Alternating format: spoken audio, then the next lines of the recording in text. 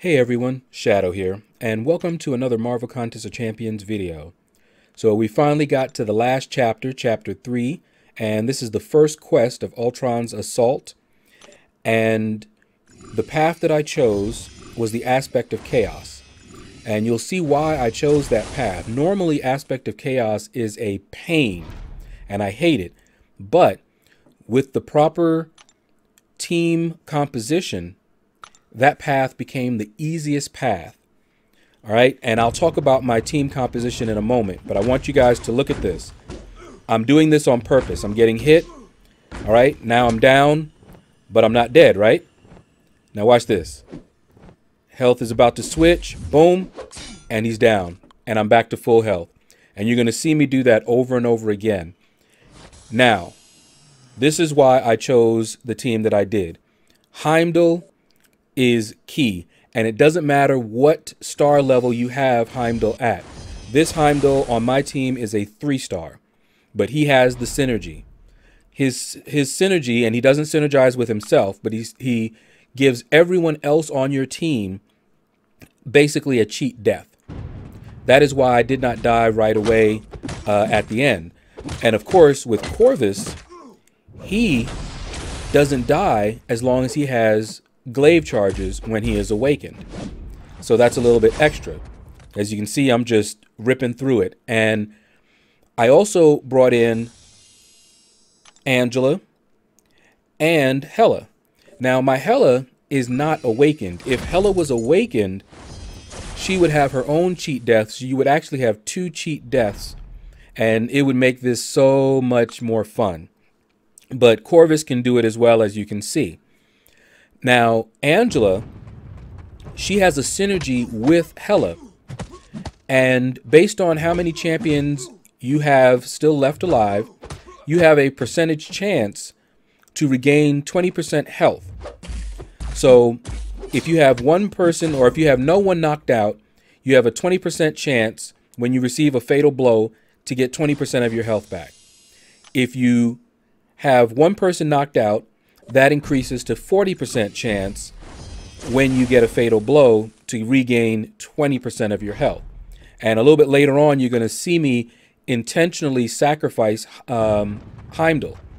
Now, I should have done that before this. I just wasn't thinking of it. This is the first time I was using this tactic. All right, but you see that? He's indestructible, unstoppable. And I'm just hitting into him a little bit to wait out that switch. And he's down. Very, very easy. So if you have a 3-star Heimdall, I highly recommend using him on your team for chapter 3, all of chapter 3. I brought him along all of the quests in chapter 3. All right. Now, of course, I brought Corvus just because he's a beast. And the other member of my team is Red Hulk. Red Hulk is truly a powerhouse. The damage that he can put out is just insane. I love him, and when I can, I'll probably rank him up to 4. He's ranked 3 right now. But he did a very good job against those drones. And I used him all throughout chapter 3, I believe. I don't believe I ever took him off my team. I might be wrong. But he was a very good member of the team.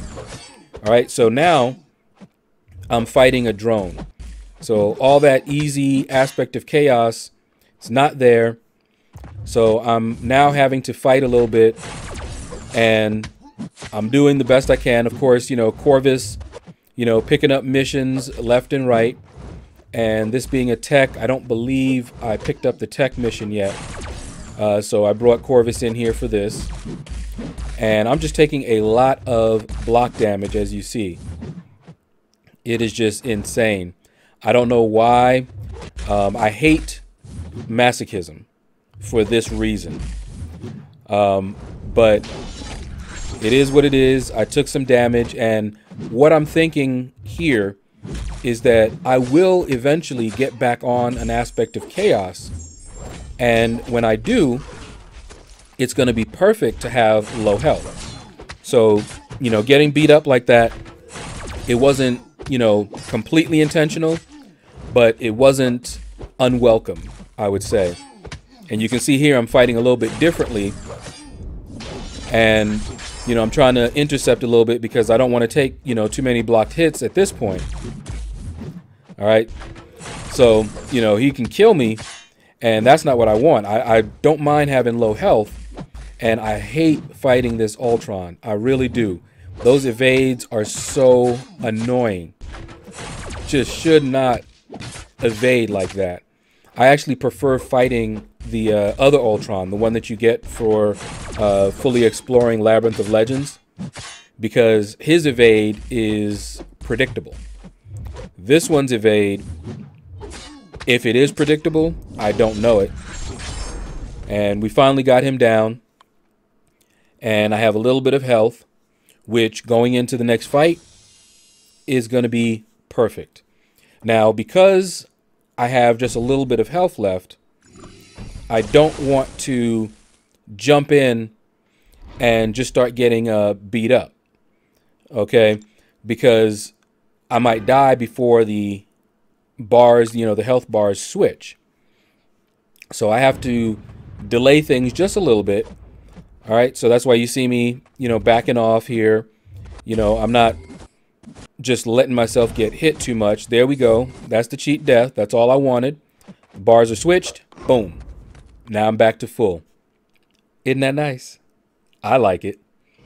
So normally, Aspect of Chaos lanes are a pain, but with Heimdall, those lanes become a lot of fun.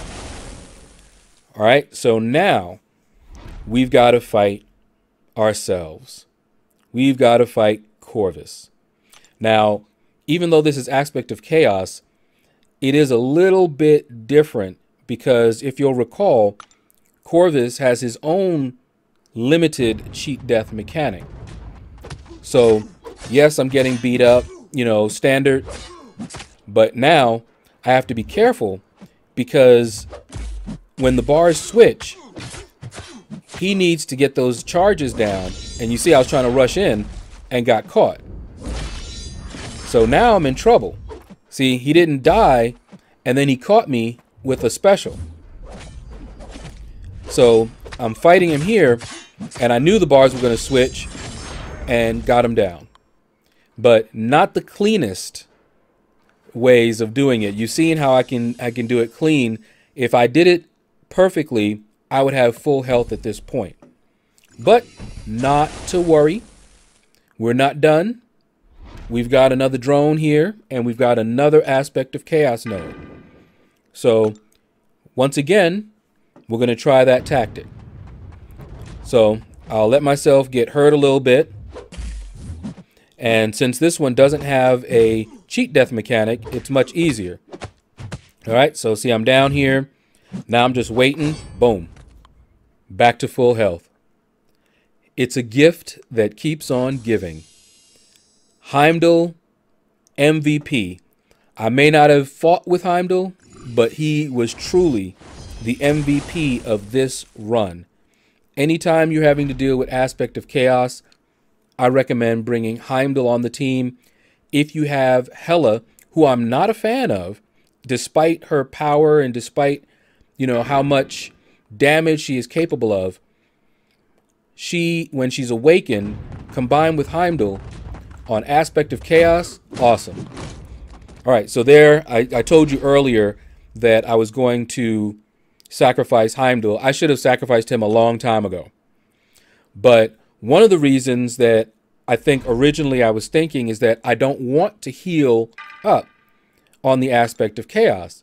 I want to stay low so that when the bars switch, I have less health to get through.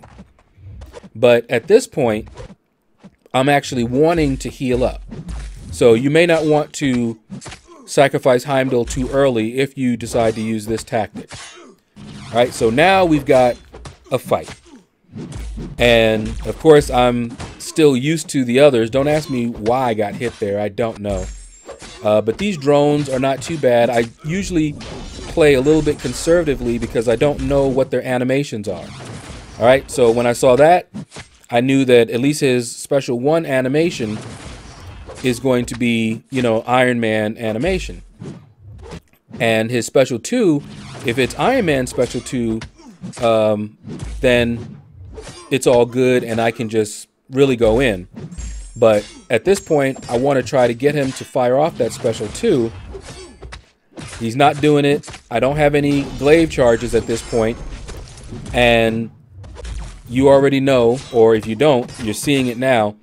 Corvus hits like a wet noodle when he doesn't have any glaive charges. So at this point, the fight is going to be extended because all I'm doing is trying to survive long enough for his glaive charges to get back. And don't ask me how or why he was able to block that. I really don't know. But all I'm trying to do is survive. And a lot of times with Corvus, I don't seem to be able to. Something usually happens. And I think it's because I get distracted and I'm constantly looking up at his glaive charge cooldown.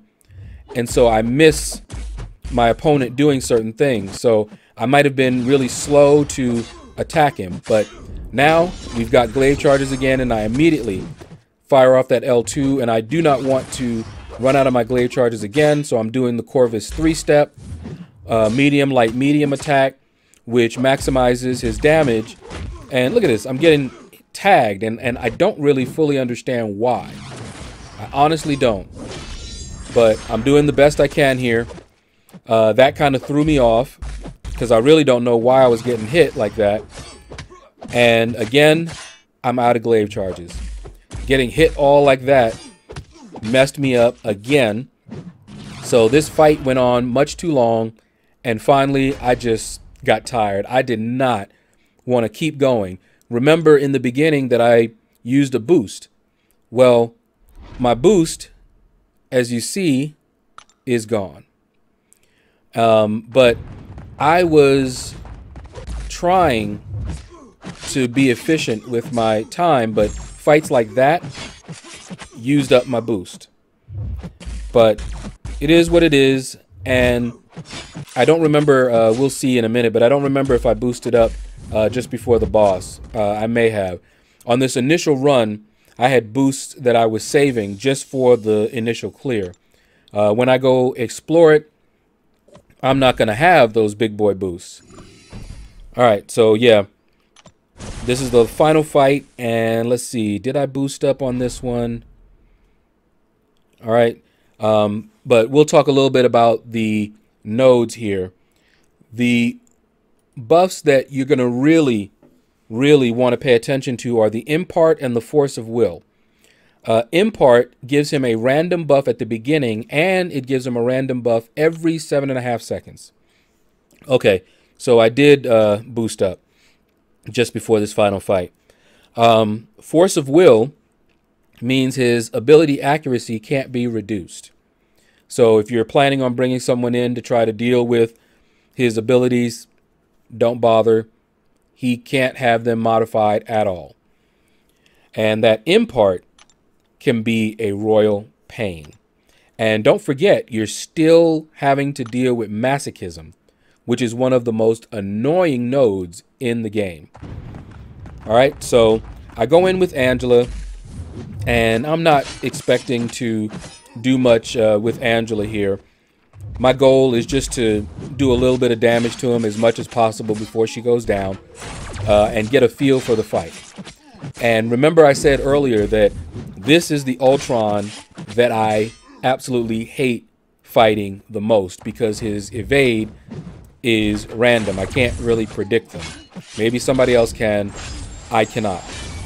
So he is very annoying to fight. See, look at that. And when he evades, he usually attacks right away if he's against that wall like that and just wrecks you. Now, what saved me there was the synergy, and the Angela Hela synergy healed me back up. So all of this that you're seeing here is thanks to that synergy. And I recommend it if you have Angela, if you have Hela, and if you have Heimdall. Make those three a part of your team, and then choose 2 others. Now, this last chapter, it has to be science and cosmic. So, depending on your roster, you might choose Void, Corvus, as you see. I chose Corvus. Medusa. She is definitely a good option. I did not have a Medusa, and I don't have a Void at 5-star level. So couldn't bring those, but my Corvus, I could bring him, but as you saw, he went down, and I know that I'm more than likely going to revive him. But before I do, I want to give everyone else on my team a chance to, you know, do a little bit of damage to this Ultron here. And Angela, she can do a little bit of damage. She does not depend on any debuffs. So, as you see, I'm trying my best not to parry him. And that's a style that I'm not too comfortable with, so I'm doing the best I can. Now, you just saw the Heimdall synergy in play. She went indestructible, unstoppable, and it saved her. But there's another mechanic that I did not mention earlier, Lost Daughters of Asgard. So when Heimdall is paired with either Angela or Hela, this synergy is in effect. If you dash back and hold block for 1.5 seconds or somewhere around there, you get an infinite fury buff that increases your attack by 15%. Now, I forgot about that, so you don't see me using that in many of these fights. But that's something also to keep in mind, and why you might want to bring along Hela or Angela with Heimdall. That 15% attack boost can be life-saving. All right, so next up, I brought in Hela. And again, I'm not a fan, but I know she's capable of a lot of damage in the right hands. I am not the right hands. So all I'm trying to do here is do as much damage to him as I can. And I know players that can actually defeat him using Hela, but I'm not one of them. And that masochism really annoys me, because I don't need him regenning back up all the health that my fallen comrades have fought so hard to get him to, you know? But we're just going in. Like I said, I know I'm not going to get him down with Hela, but I wanted to just do, you know, enough damage so that I have less work to do on my other champions. And when I finally bring Corvus in with his guaranteed crits, he'll have a lot less health to chew through. So Hela, if you can stack up her furies, and I really need to research a little bit more into Hela. I actually thought about taking her to rank 4 just because I have some rank up gems. But then I came to my senses and I was like, why take Hela to rank 4, especially given that I'm not a fan, she's not awakened, when I could just save those gems for another champion like, oh, I don't know, Medusa, if I get Medusa. So, not going to take my Hela up. She's going to stay right there. I think I took her. Did I take her? She might still be rank 2 at this point. I don't think I even took her to rank 3. But here we go. We're just whittling him down a little bit. And I'm also using this time to practice, you know, fighting a non-parry, you know, sort of like a stun immune style. You know, just to get back into it, because I do know how to fight that way. I'm just not well practiced at fighting that way. So you can see, you know, firing off those special ones, I am getting a few furies, but I know she's capable of much more. I've seen videos where they even said she was a Labyrinth of Legends option, but I haven't seen anyone clearing Labyrinth of Legends with her. But I do remember when she first came out, they were worried about her being too powerful. And I think I saw a video where she was hitting the damage cap of like a 50,000. I think I saw that. So yeah, she is definitely a good champion. Just I'm not a fan of her mechanics and how you have to play her. But as you saw there, I was able to survive a pretty good time there. And now we've got Red Hulk. And I heard that Red Hulk was really good for the final boss. You'll have to wait for that video to find out. But here we go. I'm trying to use what I had learned and practiced in the last fight. And I've said it before, Red Hulk is a beast. Since they changed him, he does a lot of damage. So with Red Hulk, you want to build up those heat stacks, heat charges there. He has a maximum of 10, and his damage ramps up considerably when he has heat charges. Now, Red Hulk actually gets heat charges in a number of ways. So one way, if he loses 10%, every time he loses 10% of his maximum health, he'll gain a heat charge. Okay? And anytime he suffers a poison or an incinerate, it is removed and he converts it to a heat charge. That's not the same as being immune to either one of those things, mind you. You saw I got a clip there. That was just me bad playing. But anyway, blocking also gives him a chance to convert heat charges if he's blocking an energy attack. Now, here's the fun part about that. All attacks from Mystic Champions are considered energy attacks towards this ability, which means anytime Red Hulk blocks attacks from a Mystic Champion, he gains heat charges.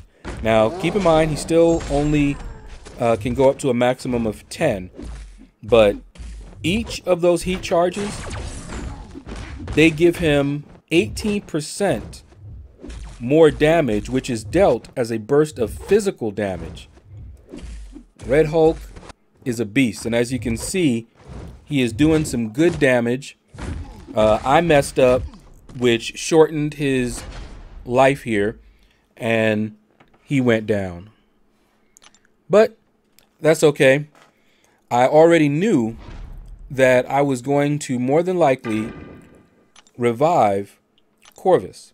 Now, so far, we haven't used any items. I decided not to use any of these health potions or anything like that, just revives, because I had so many revives.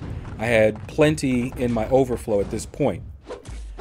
But I went into this fight pretty cocky. You know, so far we've used one level 1 revive, and I'm just like, whatever. He's got a little bit of health. I'm going to take him down with a quickness. But he gets a power game buff. And then he knocks me. But Heimdall's synergy to the rescue. It activated just before this special 3, so I'm indestructible and unstoppable during this special 3. Took no damage. And then remember that Corvus has his own cheat death mechanic, but it didn't matter. We took him down using one level 1 revive. So that's going to do it, guys. Hopefully this video helps you out in your own run.